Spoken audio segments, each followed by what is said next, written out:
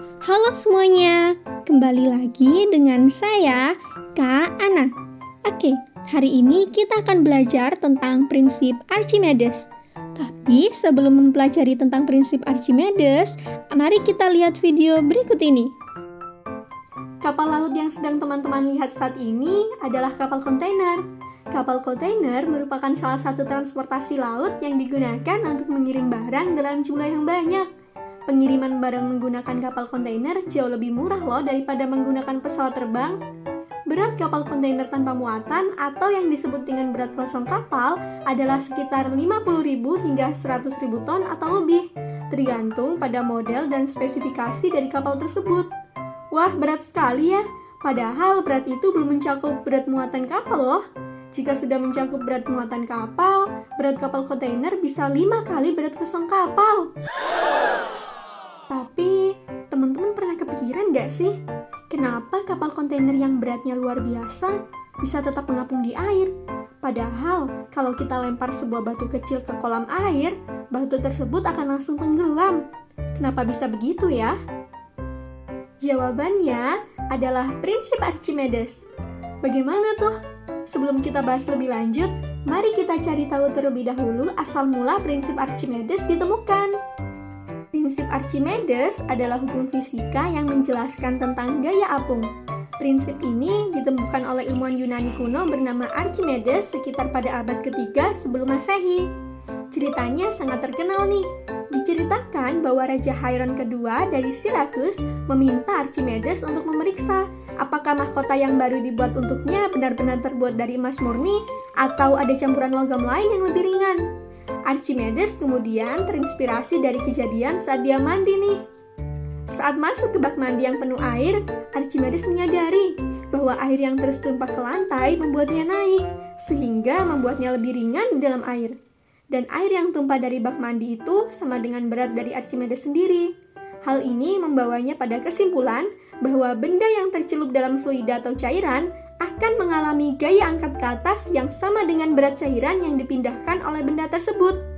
Archimedes dalam kegembiraannya dikatakan berlari-lari setengah telanjang di jalanan Sirakus sambil berteriak, "Eureka! Eureka!"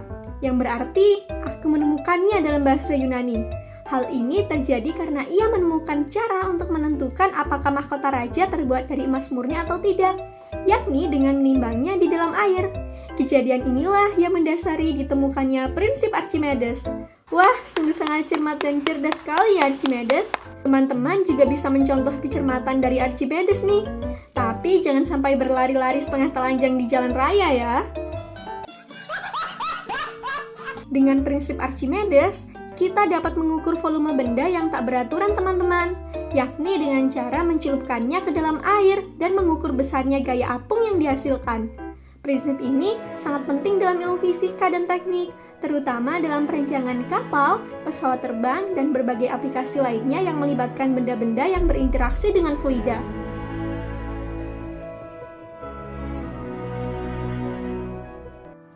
Prinsip Archimedes berbunyi, sebuah benda yang tercelup sebagian atau seluruhnya ke dalam fluida atau cairan akan mengalami gaya angkat ke atas atau gaya apung yang besarnya sama dengan berat fluida yang dipindahkannya.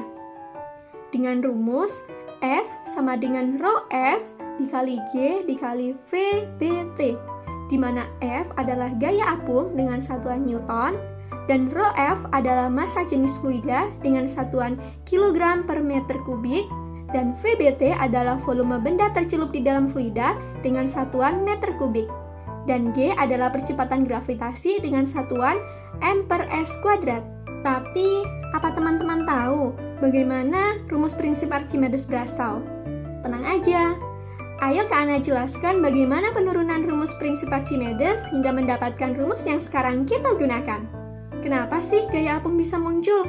Gaya apung muncul karena adanya selisih antara gaya hidrostatis yang dikerjakan fluida terhadap permukaan bawah dan permukaan atas benda yang tercelup di dalam fluida. Di sini ada sebuah bejana yang diisi oleh air dan dimasukkan sebuah benda berbentuk silinder. Nah, permukaan benda ke permukaan wadah, di sini kita tulis H1. Lalu permukaan wadah menuju permukaan bawah benda, kita tulis H2. Dan selisih antara H1 dan H2 kita tuliskan sebagai H. Benda yang dimasukkan ke dalam air akan mengalami tekanan hidrostatis, di mana pada permukaan atas tekanan hidrostatisnya adalah F1 dan permukaan bawah tekanan hidrostatisnya adalah F2. Nah, di sini dapat terlihat bahwa tekanan hidrostatis pada F2 akan lebih besar daripada tekanan hidrostatis pada F1. Lalu kita bisa tuliskan persamaannya. Fa akan sama dengan F2 dikurangi F1, di mana Fa adalah gaya apung, F2 adalah tekanan hidrostatis di dasar, dan F1 adalah tekanan hidrostatis di permukaan.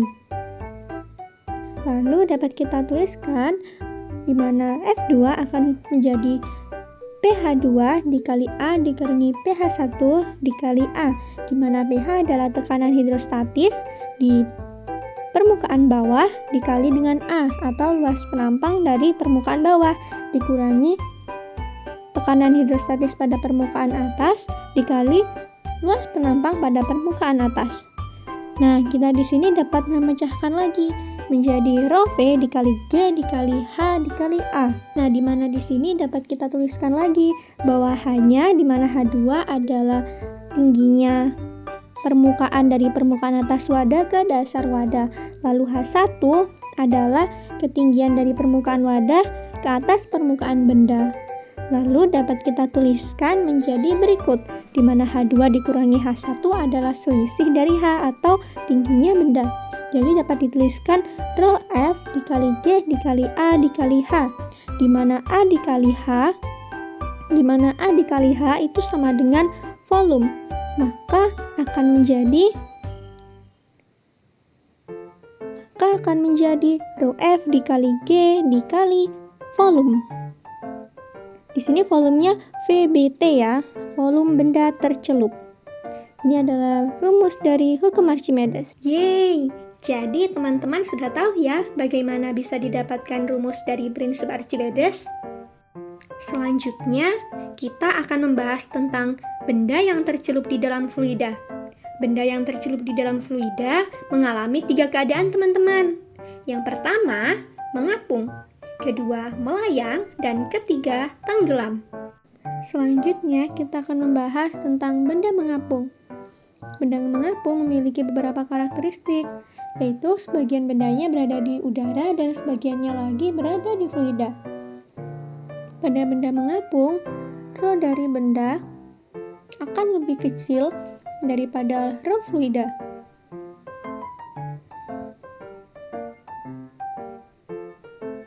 Atau massa jenis dari benda lebih kecil daripada massa jenis fluida, yang menyebabkan benda mengapung.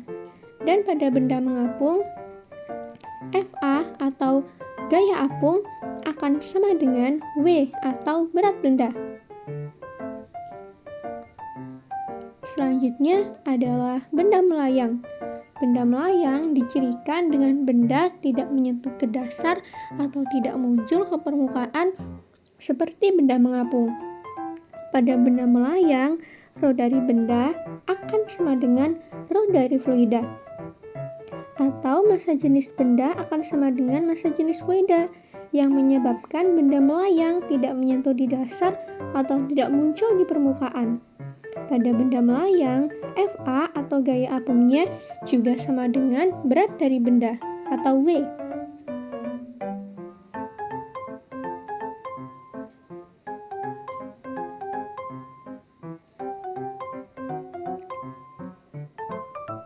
Selanjutnya adalah pembahasan tentang benda tenggelam.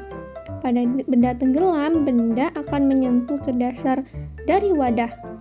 Nah, di sini dapat dituliskan bahwa rho B akan lebih besar daripada rho fluida, atau massa jenis dari benda lebih besar daripada rho fluida, yang menyebabkan benda dapat tenggelam menyentuh ke dasar wadah. Pada benda tenggelam ini, bendanya tidak muncul di permukaan ya, karena massa jenis dari benda lebih besar daripada massa jenis fluida. Dan pada benda tenggelam, Fa akan lebih kecil dari W. Salah satu contoh penerapan prinsip Archimedes dalam kehidupan sehari-hari adalah kapal kontainer yang sudah kita bahas di awal video tadi. Kenapa kapal kontainer yang berat bisa mengapung di air? Hal tersebut disebabkan oleh adanya gaya angkat yang menyebabkan kapal terangkat. Selain itu, kapal kontainer bisa tetap mengapung juga karena massa jenis dari kapal kontainer lebih kecil daripada massa jenis dari fluida atau air laut. Kapal kontainer memang sangat berat, tapi di dalam kapal kontainer terdapat ruangan-ruangan berisi udara yang berfungsi sebagai pelampung, menyebabkan massa jenis dari kapal bisa menjadi lebih kecil dari massa jenis dari air laut. Jika saja kapal kontainer tidak memiliki ruangan-ruangan berisi udara di dalamnya, sudah pasti kapal kontainer akan tenggelam. Hal itulah yang menyebabkan kenapa batu kecil yang dilemparkan ke kolam bisa tenggelam. Hello, how are you? I am under the water. Please help me. Selanjutnya, ayo coba kita kerjakan latihan soal berikut ini. Sebuah balok tercelup seluruhnya ke dalam bejana berisi minyak. Bila volume dari balok tersebut adalah 8 meter kubik, maka tentukanlah gaya angkat yang dialami balok jika massa jenis dari minyak adalah 800 kg per meter kubik. Nah, di sini kita dapat mengetahui volume dari balok adalah 8 meter kubik dan kecepatan gravitasi adalah 9,8 meter per second kuadrat. Lalu, rho dari rho F atau massa jenis dari fluida di sini adalah massa jenis dari minyak adalah 800 kg per meter kubik. Dan di sini kita tanyakan adalah FA atau gaya apungnya. Maka dapat kita jawab dengan rumus dari prinsip Archimedes, FA sama dengan rho F dikali V dikali G, di mana rho F adalah 800 dikali dengan V 8 dikali dengan G 9,8 dan menghasilkan FA sebesar 62.720 Newton. Agar teman-teman lebih dapat memahami materi tentang prinsip Archimedes, coba teman-teman kerjakan soal ini dan tuliskan jawabannya pada kolom komentar di bawah ya. Yeay, selamat! Kita telah menyelesaikan pembelajaran kali ini. Sampai jumpa di pertemuan selanjutnya. Jangan lupa like, komen, dan share video ini ya. Sampai jumpa!